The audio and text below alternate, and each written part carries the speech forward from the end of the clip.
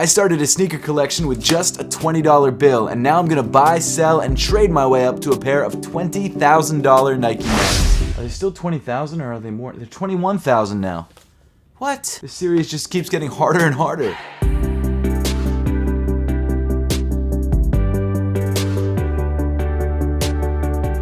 Before we dive into things, I want to give a huge thank you to the sponsor of today's video, New Balance. And for me, this is kind of a dream come true because, as you guys know, I'm obsessed with New Balance, so the fact that they're actually paying me to talk about them is super sick. And what's crazy is that they didn't give me like a script or anything, so I just get to talk to you guys about my love of New Balance, and I figured the best way to do that is to show you guys my latest pickup, which I actually bought with my own money. This is not part of the sponsor. Well, I guess it is part of the sponsored segment, but they didn't send this to me. This is just something that I bought because I was stoked on it. So if you guys follow New Balance, you know that the 990 is one of their most popular models of all time, and it's for good reason because, in my opinion, this is one of the most versatile, most comfortable, and best looking lifestyle sneakers out there. So as you guys probably know, this is the 990 V5. I dropped a review on this shoe I think a year ago. This is one of my most worn pairs of sneakers. Not this exact colorway, but I have like 3 pairs of these, and I wear the Black History Month 990 V5s almost every single day. And what's cool about the 990 line is that it's got such a storied history, and they've created so many great versions of this shoe. So the shoe that I just recently picked up is actually a pair of 990 V3s, which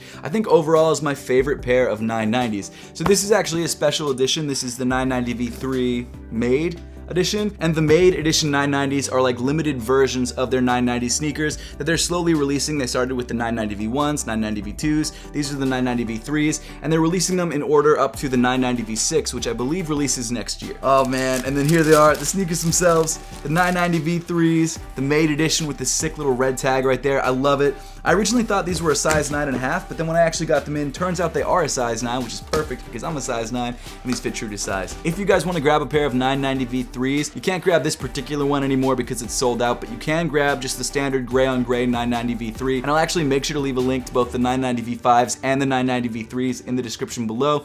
And also, if you guys want to see my top 10 favorite New Balances, I did a whole video on that list. If you guys want to check that out, there will be a link at the top of the screen, and that video also has links to all of the sneakers that I put in that list, so if you guys want to check that out as well, I definitely recommend it. This sneaker is so sick. It's made in the US, so it's made domestically, which I think is really cool. I mean, the materials that they use on this shoe are incredible. The build quality, the construction is on point. I don't see any factory flaws on this shoe. And overall, I think the build quality of New Balance in general is just like top tier. I think it's some of the best build quality that you can get. They really seem to put a lot of love and care into their sneakers. So if you would like to check out New Balance and grab some of their awesome sneakers that are available right now, I've made sure to leave links to a lot of them in the description below. Not only that, if you guys would like to check out my list of the top 10 New Balance sneakers that you can buy right now, I've made sure to leave a link to that video at the top of the screen, in the description below, and probably at the end of this video too. So to fill you guys in on where we are at in this series, we ended off last week's episode with a sneaker collection fund of $792.95. And actually, in last week's episode, we had a much larger sneaker collection than we do right now because I ended up trading a lot of pairs for a crazy grail. But you guys are just gonna have to wait till later on in the video to find out what that grail is. And also, if this is your first time watching one of these videos, I definitely recommend starting from the beginning of the series so you understand how we got to where we are now by clicking the link at the top of the screen or in the description below. But getting into things, this week was a little bit shorter than most of the other weeks in this series, just because last week's episode came out on like a Wednesday, so I had 2 or 3 less days than I usually have, so we didn't sell as many sneakers as I would have liked to, but we did end up selling some pairs, and I'll tell you guys about those pairs right now. So the first pair that we sold was actually that pair of New Balance 990 V3s that we picked up from Atmos. So originally, I did not plan to sell this pair of sneakers. I planned to sit on it until the end of the series and then add it to my sneaker collection, but what actually ended up happening was the pair that I bought on end last week for my own personal collection, which I thought was a size 9.5, came in, turns out it is a size 9, and as you guys saw in the unboxing at the beginning of the video, it's a slightly more special version of that shoe, so I'm gonna keep this pair instead. So what I did is I sold the pair that I bought from Atmos on StockX. So I bought that pair of 990 V3s for $180 even because there's no tax on clothing in Philadelphia, and I sold it on StockX for $217. Now the problem is, even though I've sold hundreds of shoes on StockX and I have like the lowest percentage of StockX fees because of that, It still cost me a lot of money to sell these shoes on StockX, and I ended up being able to only come out with $190.96. Looking back on it now, I probably should have sold them on eBay because there's no seller's fees for sneakers over like $100 on eBay services at the moment, so I would have been able to have the full $217, but the reason I went to StockX is because I could sell it instantly right then and there. eBay I would have had to wait for someone to like bid or make offers, and it would have taken a lot more time. So subtracting the purchase price from my total, I ended up with a net profit of $10.96. Really not great, but it was a pretty quick and relatively painless turnaround. And the second pair of shoes that I sold was actually that pair of 2008 Nike Dunks that were also Nike IDs that I picked up at Buffalo Exchange for $32. Sold those on eBay for $50 and ended up being able to add $44.33 back into the sneaker collection fund, leaving us with a net profit of $12.33. I know none of the shoes that we've sold have been really big money makers so far. So after all of those sales, our sneaker collection fund now sits at $1,028.24, which, let's be honest, is a pretty decent amount of money to go thrifting with. Okay, so starting off the week, I went to Buffalo Exchange in Center City, Philadelphia. I've had a lot of good luck at Buffalo Exchange, and I usually pick something up whenever I go. And the first pair of sneakers that I found that kind of caught my attention was this pair of Air Force Ones that came in a red, white, and black colorway. I'm not sure exactly what colorway this is, but it was missing the insoles, unfortunately, so that was kind of a no-go for me. But it was a nice looking pair of sneakers. It was priced pretty well at $35. I just didn't see much upside there personally, so not something I was trying to pick up. Just above that was a pair of Adidas Boost sneakers, and they were in pretty good condition. They were priced at $32, which wasn't bad, but they were really only selling for like $40 on eBay, so not worth it. Then I found this pair of retro throwback Adidas mashups. I forget what the name of this pair was, but it was an NMD mashup of some kind. Not a bad looking sneaker, but for some reason when this shoe first came out, and even since then, this particular pair hasn't really resold or had much value, and they had it priced at $40, which is pretty much what I could get for it on eBay, so that was a no-go as well. The next sneaker that caught my attention was this pair of Air Force One High Ricardo T-Shoes. Now this shoe was a special collaboration that released I think like 2 or 3 years ago, and it's obvious that someone at Buffalo Exchange knew what these were worth because they were priced at $120, which is almost exactly what they go for on eBay. The shoe itself was in pretty decent condition. If it had been brand new, I think I might have been able to get like $160 to $200 for it, but in this condition, probably around what it was selling for, so not a pickup. Right next to the Ricardo T-Shoes was a pair of Puma suedes that came in this really nice gray and teal color. It actually reminded me a lot of the Staple Pigeon suedes. I know the color is a little bit different, but the gray with the orange accents definitely had that Staple Pigeon vibe to it. After that, I found another pair of pretty interesting Air Force One mids or highs. It came in this sort of brown leather upper with orange accents and a gum outsole. It was a women's shoe and it came in a women's size 9. I don't know exactly what the value of this shoe was. I honestly should have looked it up. I don't know why I didn't, but I don't think it's anything crazy, so I'm not mad that I decided to leave it. Also, on a side note, for some reason I love these North Face slipper things. I've always wanted a pair and I still haven't grabbed one yet. Then I found a couple pairs of these women's high Nike Dunks with like this weird high heel situation in the back. I don't know what these are called, but it looks like someone was clearing out of their collection because there was this gray and teal pair and there was also a pair that came in gray and orange.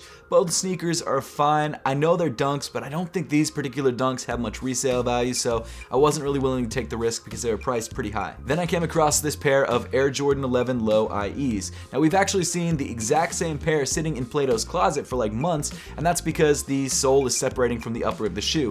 This shoe seems to be in better condition, but the more that I looked at this shoe on eBay, the more I realized there's not much resale value here. So even though the shoe is in good condition, it is missing insoles and it's not going for much, so not something I wanted to pick up. And then on the way out, I saw this pair of women's Air Jordan 4 Starfish. They were priced very, very high for what they were, and you can actually buy a new pair for the same price.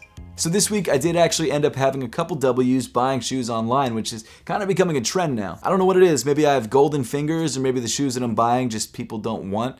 I think it's a little bit of both. So the first pair that I got was on the Sneakers app, and that was the Air Jordan 13 Low Singles Day. So when I hit on these shoes on the Sneakers app, I was excited. I was like, great, you know what? New pair of sneakers, easy to sell. It was $200. It was expensive, but it'll probably sell for at least a couple bucks over what I bought it for. But turns out that's not the case. If you go to StockX right now, the highest bid in a size 9 is for $161.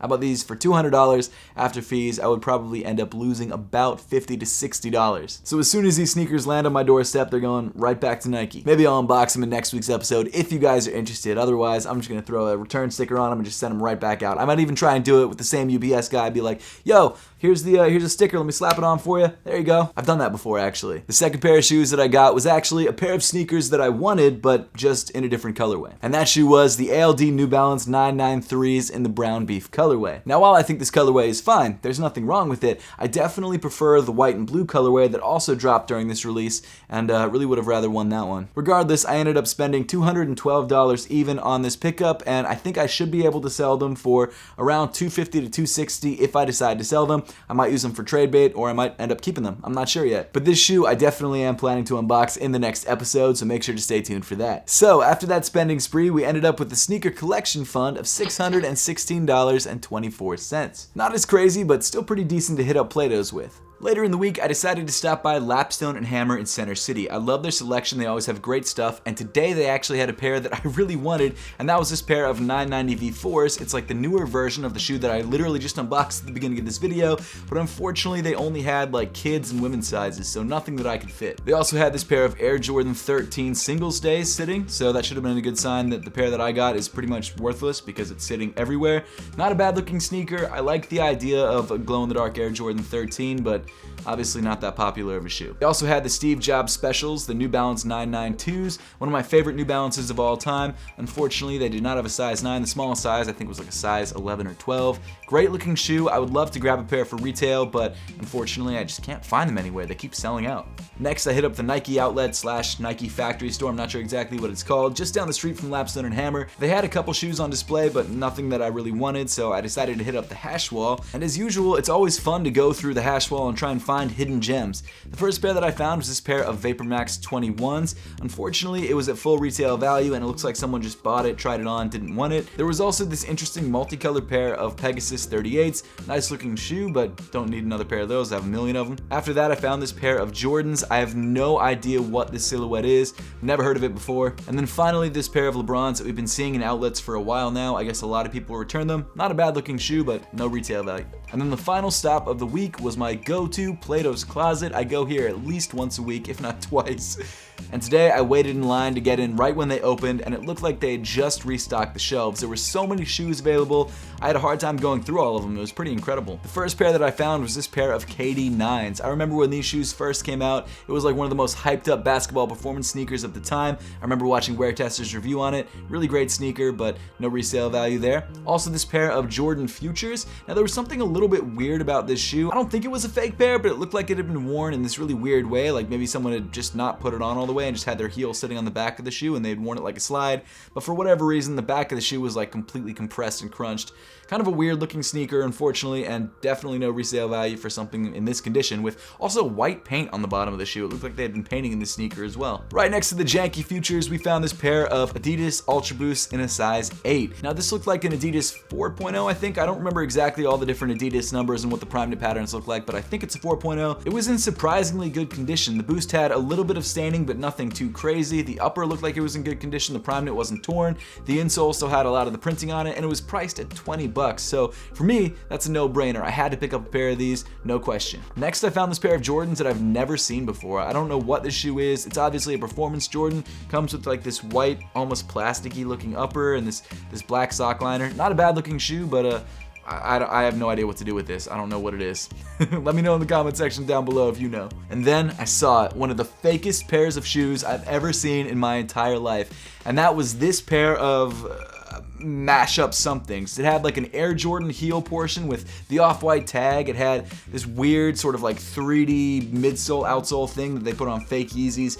It was one of the weirdest looking sneakers I've ever seen, and I kind of wanted to buy it just to have it because of how ridiculous it was. But then I found this pair of Air Jordan 2 Decons, and it was a shoe that I actually walked past like twice, didn't even realize it was there, but it was priced at $40, and when I picked it up, I realized it was in great condition, barely worn, really no outsole wear at all. The upper could use a little bit of a suede brush, but nothing too crazy. And the Air Jordan 2 Decon, while not an incredibly popular shoe, is still a sneaker that I think people are looking for. It's not the most valuable sneaker in the world, but it's something that I think I can get at least double for. Unfortunately though, that was not the best pair of Air Jordan 2s in Plato's. Dude, that's it. How much are they going for? 50. No.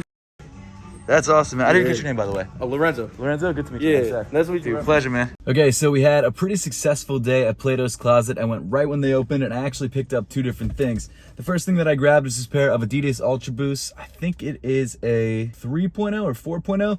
Got it for 20 bucks in surprisingly good condition. And Ultra Boosts, while they don't go for a huge amount of money anymore, they do flip very quickly, and they do flip for something decent. I'm hoping to get like maybe 60 to 70 for this, especially because it's in such great condition. The second pair that I got was this pair of Air Jordan 2 Decons.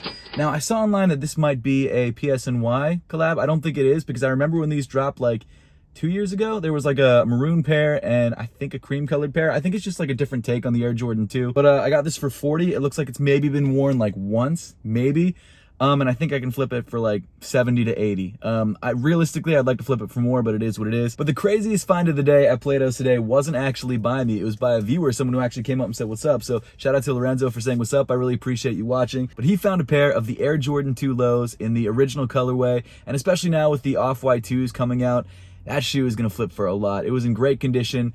And man, that was a sick find. I'm a little jealous, I'm not gonna lie. But now that we've done all the thrifting for the week, let's talk about this crazy trade where I traded away 3 different brand new sneakers to get a crazy grail in the collection. So obviously I buy a lot of used sneakers in this series. It just makes sense. You can buy them for really cheap and then flip them for a decent amount once you clean them up. But I do like to buy new sneakers because it's a lot easier to trade new sneakers. And that's why I'd sort of been building up this stockpile of new sort of semi-hype sneakers that I could use as trade bait. And throughout the week, I'd been sending out offers to people on Tradeblock and looking at other offers from people. I think I had 4 different sneakers listed. I had the Yeezy 350 V2 MX Oats, I had the Ochre Foam Runners, the ALD New Balance 550s in that green and yellow colorway, and then also the Nike Dunk Lows in the Championship red colorway. And so what my strategy has been on Tradeblock is to try and not only get equal trades, but to get trades that are somewhat in my favor, if not heavily in my favor. And I feel like it really helps to have new sneakers on hand because more people are willing to trade with you if you've got brand new sneakers, and you can trade for used versions of shoes which are really hyped up, but people are having a hard time selling. So after like a week of sending offers to people for shoes that, you know, were long shots for sure, and also getting a bunch of offers in that were kind of garbage, I did end up finally getting an offer or making a trade that I was really happy with. Actually, the exact way that it happened was I tried to trade my 350s, my Foam Runners, my Championship red Nike Dunks, and I think even the New Balances for a pair of Shatter Backboard 1s with like a couple $100 on top. They were used, but not that heavily used. The guy messaged me and said that's his grail. He's not going to trade them for anything that's not around the same value. So I said fine, I totally understood, but I kept looking through his collection and it turned out he had a pair of Off-White Air Jordan 5s in a size 9, used but in great condition in the black muslin colorway. Now looking up this shoe on GOAT, the cheapest used pair on GOAT in a size 9 is $750. And so I thought, you know what, I'm gonna make an offer for this shoe. I'm gonna offer him 3 shoes with no money on top because I feel like I have enough value to make it a decent trade for both of us. So I offered him the Nike Dunks, I offered him the ALD New Balances, and I think I offered him the Yeezy 350s at first, which actually would have been a better trade for him value-wise than what he ended up taking, but it is what it is. Obviously, as you could tell, he didn't take that, and he ended up counter-offering for,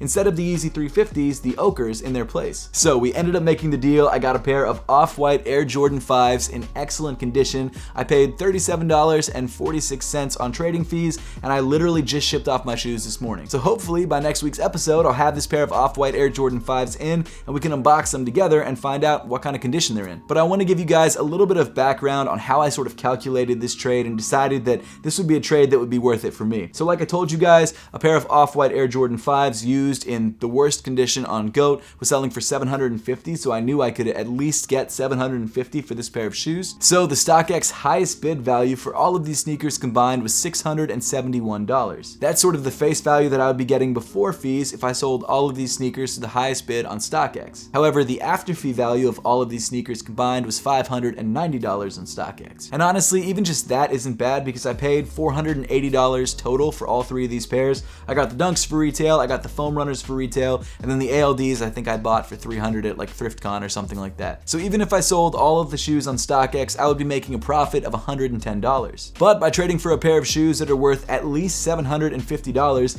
even after Tradeblock fees, I have a potential profit of at least $232. So that that right there should bring in like another $120 worth of profit on top of the amount that I paid on those shoes initially. So I'm pretty happy with the trade. And you know what? Honestly, I might be getting a little crazy here, but I think I might be able to trade those off-white 5s for something even better. So we'll keep trading up, see what happens. So to round off the week, after those Tradeblock fees, we ended up with a sneaker collection fund of $518.78. And I guess unfortunately, a few less sneakers in the sneaker collection. However, if you guys want to help clear out my sneaker collection completely, you guys can buy any of the sneakers that I have for sale on eBay right now, linked in the description below. But with that, we pretty much wrap up the entire episode for today. Now, I would love to know your thoughts on this series and whether there's anything I can improve, so make sure to let me know in the comment section down below. And as always, thank you so much for watching. Make sure to subscribe if you haven't yet, and I'll see you all in the next one.